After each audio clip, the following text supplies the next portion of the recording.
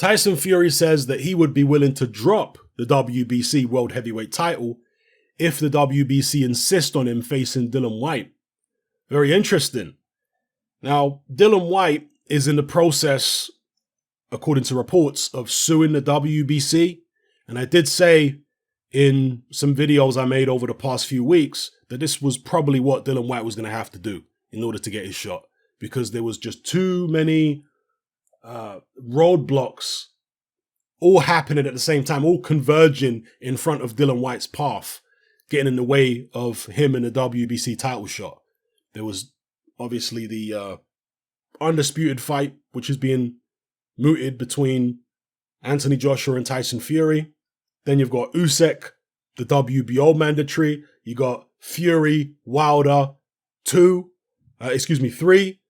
So all these things are converging. And obviously with the AJ Fury fight, they're talking about having 2 fights, right? A 2-fight deal. So God knows how far that could push Dillian Whyte's WBC shot back until. So yeah, I thought several weeks ago, the only way Dillian Whyte's going to be able to get through this and get the title shot in timely fashion is if he takes the legal route, which is apparently what he's doing. But Tyson Fury, of course, can just simply drop the belt, or, as his promoter Bob Arum said, the WBC can elevate Tyson Fury to franchise champion, and then Dillian Whyte will be regular, basic, however they phrase it with the WBC champion, and that will clear up the situation.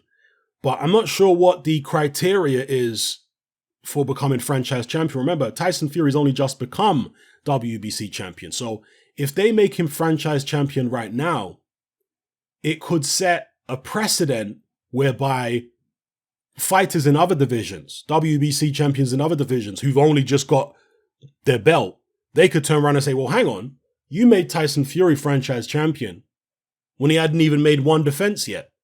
So I want to be franchise champion. You know, it puts the WBC potentially at a little bit of a situation whereby, as I say, it sets a precedent for other fighters to say, I want to be franchise champion, because when you become franchise champion, you don't have the same obligations as if you're a regular WBC champion. To my understanding anyway, you guys correct me if I'm wrong, but to my understanding, you don't have to fulfill the mandatory obligations and all that kind of stuff as regularly as you do if you're, a normal WBC champ. To be fair, the WBC are extremely lenient on their champions anyway, most of them, when it comes to defending their belts and, fulfilling mandatory obligations. They're extremely lenient. I mean, we saw that with Deontay Wilder for most of his reign as WBC champion. So we'll see what happens there. But yeah, Dillian Whyte is looking to sue the WBC, and I'll talk more about that in a separate video. But as far as Tyson dropping the title, it would be disappointing, because then there's no undisputed fight. Yes, most people will accept that Anthony Joshua and Tyson Fury, if they still fight without the WBC belt on the line, that the winner of that is the consensus champion, but they're not technically the undisputed. So there would still be a loose end there to tie up. If Dillian Whyte fights somebody else for the vacant WBC, should Tyson Fury vacate it, and Dillian Whyte wins, then it's obviously an easy match to make between AJ and Whyte. But you've got Alexander Usyk waiting in the wings for his crack at the WBO. Who's to say, if he goes ahead and beats the winner of AJ Fury, it's it's not going to be as straightforward as we might hope in terms of getting an undisputed champion. So, yeah, let me know what you guys think in the comment section below about Fury saying he dropped the WBC belt because he's not interested in fighting Whyte. Some people are going to say that's a duck, that he's doing what Riddick Bowe did when he avoided Lennox Lewis. Well, not really, because Riddick Bowe was avoiding his mandatory challenger when there really wasn't any other more worthy challenger out there.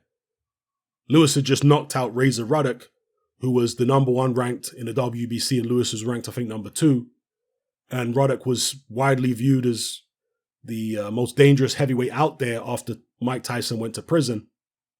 So, ducking a guy like that and throwing your when you're undisputed champion, throwing your WBC belt in the trash, nah, that's a duck. That's terrible.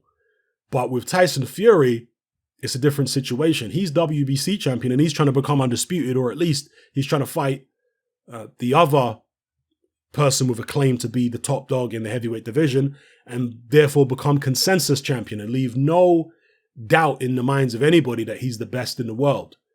Because at the moment, yes, the majority, I would say, of the boxing public think Tyson Fury is the best, but there's still a sizable minority who believe it could be Anthony Joshua. So if Fury gets in there with AJ with the WBC belt on the line or not, and he beats AJ, then that's it. He is consensus champion and really undisputed for all intents and purposes. Although not technically undisputed, people would even more so than now believe he's the best and, believe that he's done enough to prove so in the ring.